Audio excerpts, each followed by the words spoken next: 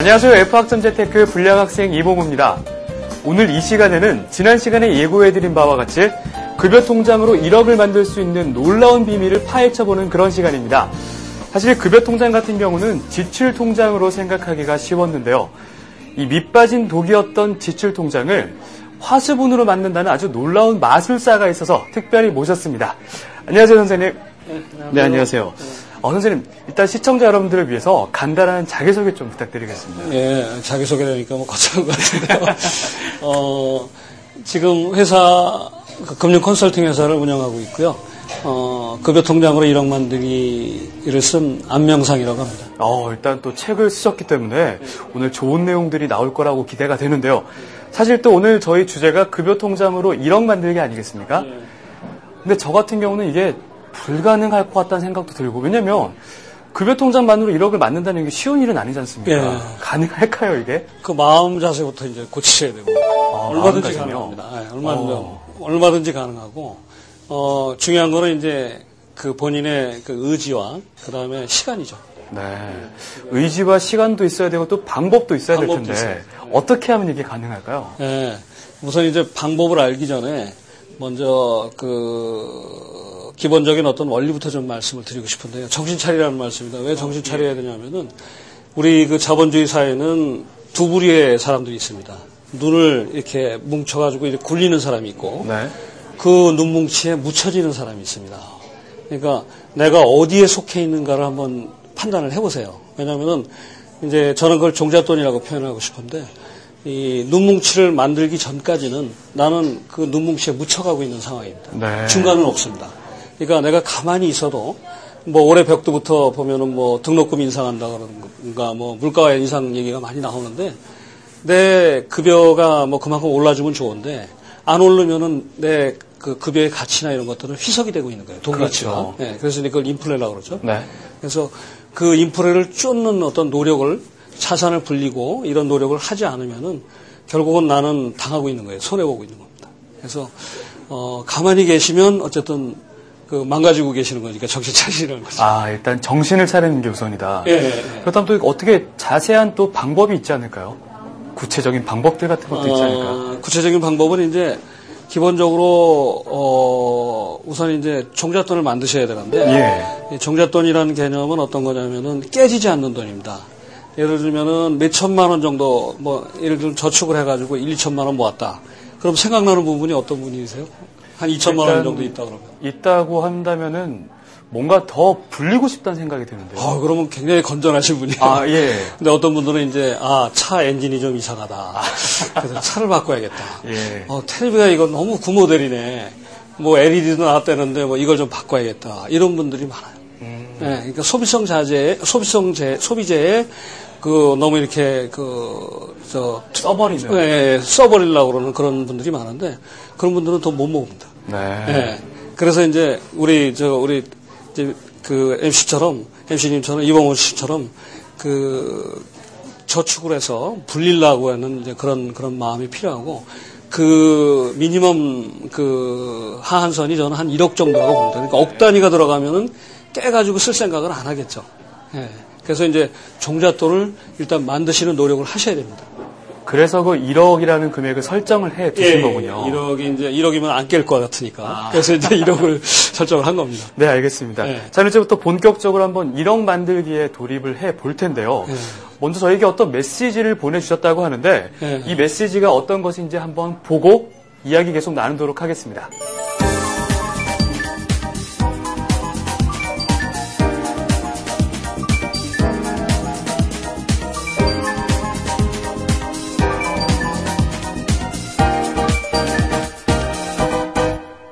네, 저희가 메시지를 보니까 총 6가지를 보내주셨는데 하나하나 한번 자세히 알아보도록 할게요.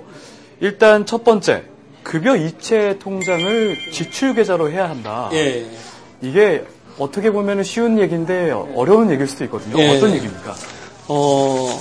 이미 그렇게 쓰고 계실 거예요. 네. 이미 쓰고 그렇게 계실 텐데, 급여 이체 통장은 대부분 보면은 이제 그 공과금이라든가 뭐 카드 대금, 뭐 관리비, 뭐 이런 것들이 나가는 지출 계좌로 쓰시는 게 좋아요.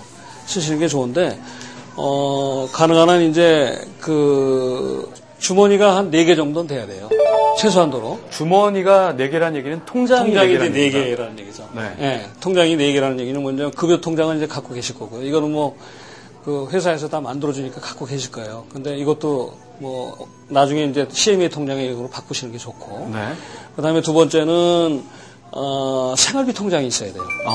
생활비 통장은 뭐냐면은 그 생활비를 이따가 이제 말씀을 드리겠지만 생활비를 쓰는 그런 통장이고, 그다음에 또 하나는 뭐냐면 이제 목돈 마련 통장, 투자 네. 통장입니다.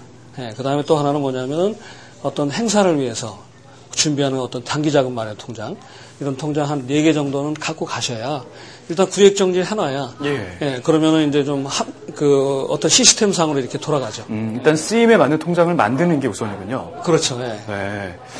일단 그 급여 이체 통장을 지출 계좌로의 설명은 예. 제가 조금 들었다고 보고 생활비 통장 따로 관리하게 대한 설명을 조금 전에 해주셨는데 어떻게 하면 좋을까요? 이거 이제 생활비 통장은 뭐냐면은 생활비로 들어가는 부분들을 대부분 이제 가계부를 쓰면 이제 정리가 되는데 일단 급여 통장에서 일부를 생활비를 어느 정도 예정을 해가지고 이체를 해요. 그래가지고 체크카드로 쓰시면은 체크카드는 뭐냐면 잔고가 없으면 안 나가잖아요. 그러니까 통제가 돼요. 그래서 이제 생활비 쪽에서 절감을 할 수가 있겠죠. 맨 처음에 이제 한 150만 원 이체를 했는데 다 못 쓴다. 네. 한 100만 원밖에 안 썼다. 그럼 50만 원 남는 거잖아요. 그렇죠. 그럼 50만 원 나중에 저축을 할 수가 있겠죠. 그래서 이제 체크카드로 쓰기 때문에 통제가 됩니다. 그렇다면 급여 통장을 받은 다음에 생활비 통장으로 어느 정도를 옮기라는 말씀이시죠? 그렇죠. 이체를 자동 이체를 시켜놓는 거죠. 뭐 대략 100만 원을 번다고 하면 어느 정도를 생활비로 쓰면 좋을까요? 보통 100만 원 정도면은 한 50만 원 정도는 생활비로 옮겨놔야겠죠. 일단 그 정도는 옮겨놓고 이것도 여유성을 좀 두는 게 좋겠죠. 그렇죠. 근데 저는 이제 저축에 우선을 두라고 그러거든요. 조금 이따 제가 말씀드리겠지만 우선 저축부터 하고 쓰라고 그래요. 저축부터 할 돈을 마련해 두고? 그렇죠. 안 그러면 안 모입니다. 왜냐하면 쓰고 남은 거를 갖다가 모으려고 그러면 절대 안 모입니다. 일단 저축부터 먼저 생각을 해야 된다. 알겠습니다. 그리고 또 세 번째가 목돈 마련을 위한 통장 만들기인데요.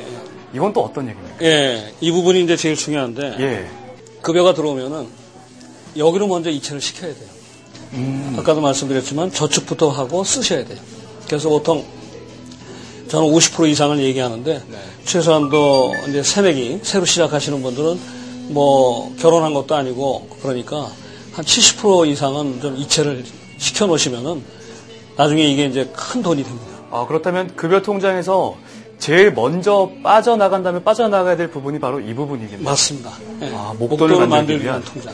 이게 또 목표가 있으면 더 좋을까요? 당연하죠. 그래서 이제 첫 번째는 첫 번째는 뭐냐면 내 상태를 점검을 해봐야 돼요. 내가 얼마를 벌고 얼마가 나가는지 한번 이거를 체크를 해보셔가지고 우리 이제 전문가들한테 의뢰를 하시면은 그걸 체크를 해드려가지고 재무 상태표라는 걸 만들어드리고 이건 뭐냐면은 내 자산의 현황을 갖다가 알려주는 그런 표고 현금 흐름표라는 거를 만들어드립니다. 현금 흐름표는 내가 수입이 얼마인데 지출이 얼마다 이걸 나타내는 그런 표를 만들어드리는데 그 상황을 보면은 나의 상태를 알 수 있어요. 그러니까 이제 신체 검사를 받으러 가면은 내가 엑스레이를 찍잖아요. 골격을 이렇게 체크하는 것이 그 재무 상태표예요. 내 전체적인 상태. 그다음에 암만 이 체격이 크고 건장하다고 해서 건강한 건 아니거든요. 그렇죠. 혈액의 흐름이 원활하지 않으면 그 사람 쓰러집니다. 그래서 혈액의 흐름을 나타내는 것이 현금 흐름표입니다. 그래서 이제 그런 자기 점검을 하시고 그런 그 상태를 이제 파악을 하시고 나서 그다음에 지금 우리 이모님 말씀하신 대로 이제 재무 목표를 세워야 돼요. 그래서 이제 재무 목표라는 거는 단기 목표가 있을 거고 중기 목표가 있을 거고 그다음에 장기 목표가 있겠죠. 그래서 예를 들면 내가 5년 후에 결혼을 하겠다. 근데 중기 목표에 해당해요. 단기라는 건 3년 미만을 얘기를 하고 3년에서 5년 정도는 한 중기 목표. 5년 이상 뭐 가는 거는 이제 장기 목표를 하고 그렇게 이제 얘기를 하는데 그래서 그런 목표 설정을 해놔야 전쟁을 할 때도 그래요. 내가 명분이 있어야 내 목숨을 바쳐서라도 진짜 싸우거든요. 그래서 명분도 없는데 막 총 들고 나가서 싸우기 싫겠죠. 그렇죠. 그렇죠. 그래서 항상 그 대의 명분이 중요하기 때문에 내 목표, 내 꿈을 이제 줄이면 목표가 되겠죠. 그래서 목표가 설정을 해놔야 내가 참 어려워도 참을 수 있고 저축할 수가 있습니다. 네, 알겠습니다. 그리고 또 좀 전에 말씀해 주신 것 중에 네 번째가 단기 자금을 모으는 통장 만들기인데요. 이 단기 자금이라는 거는 어떤 부분을 단기 자금을? 단기 자금은 이제 예를 들면은 뭐 부모님 회갑 때 내가 뭐 모른 척할 수 없잖아요. 아이고 모른 척하면 안 되죠. 네. 그래서 이제 그런 거 이제 준비하고. 네. 그다음에 예를 들면은 아내랑 결혼하고 나서 아내랑 해외여행을 가야 되는데 예를 들면은 뭐 결혼 몇 주년 기념 여행을 가야겠다. 근데 그런 것들. 예.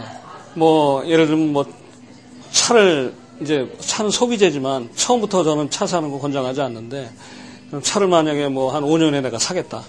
그럼 뭐 대출을 해서 하는 경우도 있겠죠. 모아서 하는 경우도 있겠죠. 뭐 그런 식으로 해서 그런 그 단기로 쓸 수 있는 자금들을 따로 주머니 하나 또 만들어 놓는 겁니다.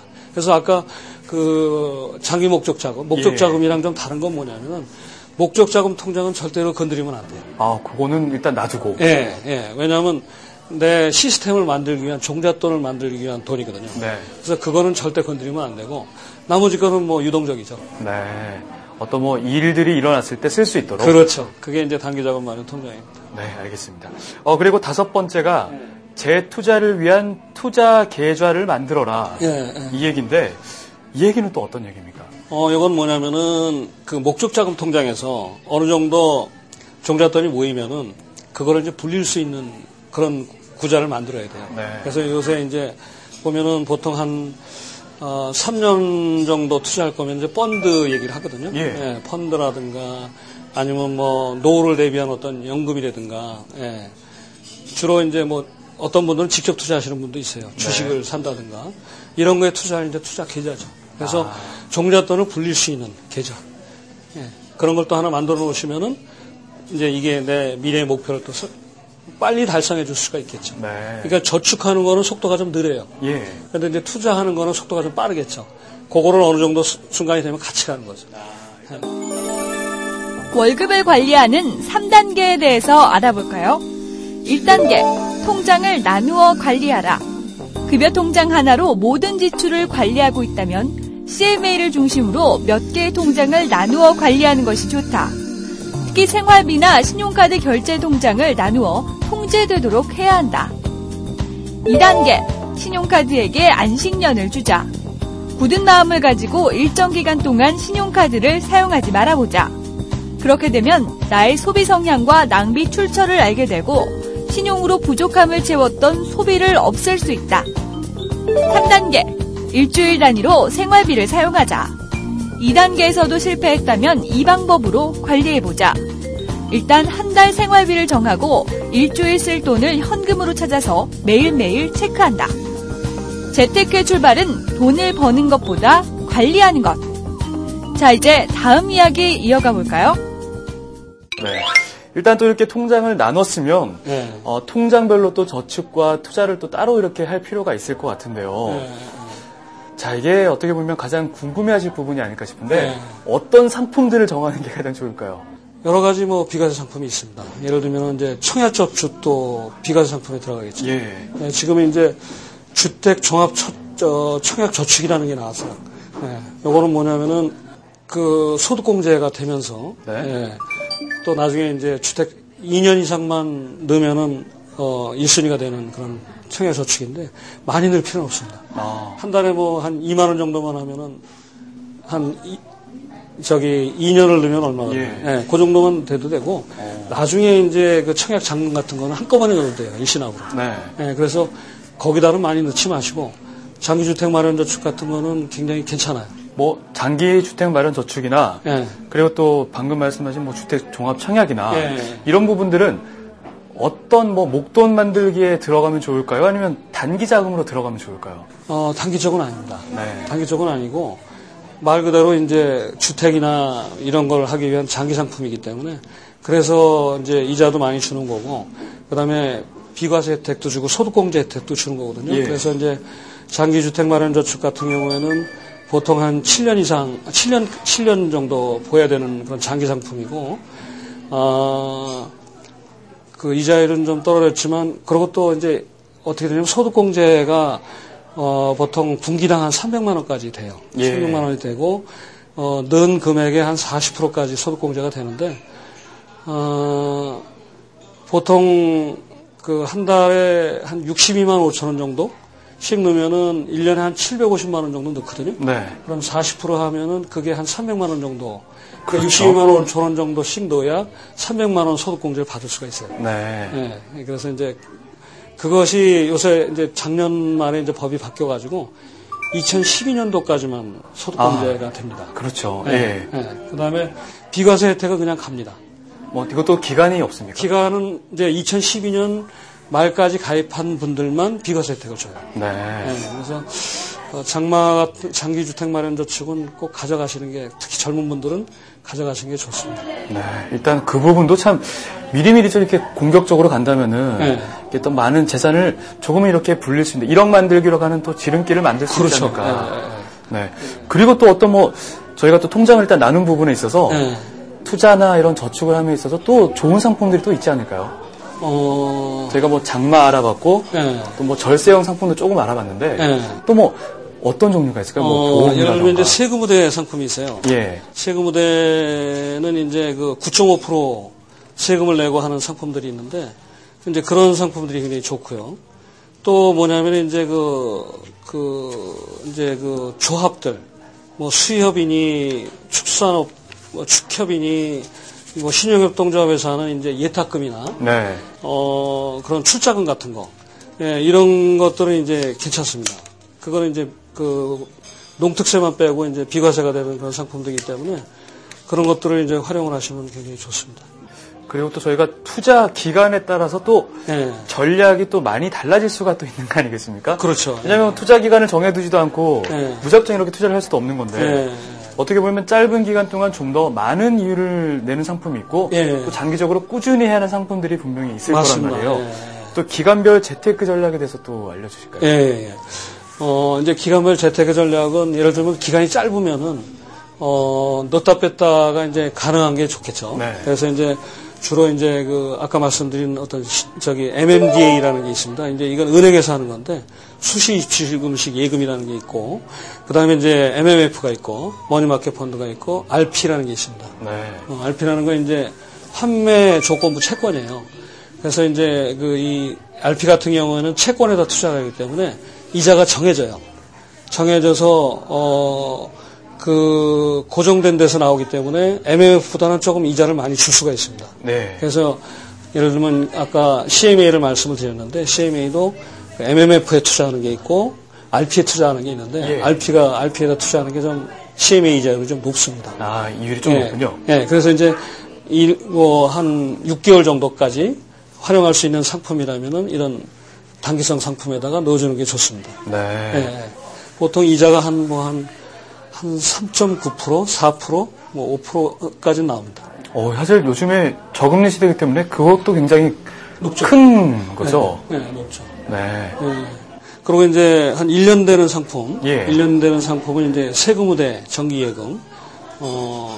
세금우대라는 건 아까 말씀드렸지만 이제 원래는 우리가 이자가 나오면 15.4%를 띄거든요. 네. 요거는 이제 9.5%만 띄니까. 그것도 굉장히 예, 큰 부분이네요. 예, 그거고.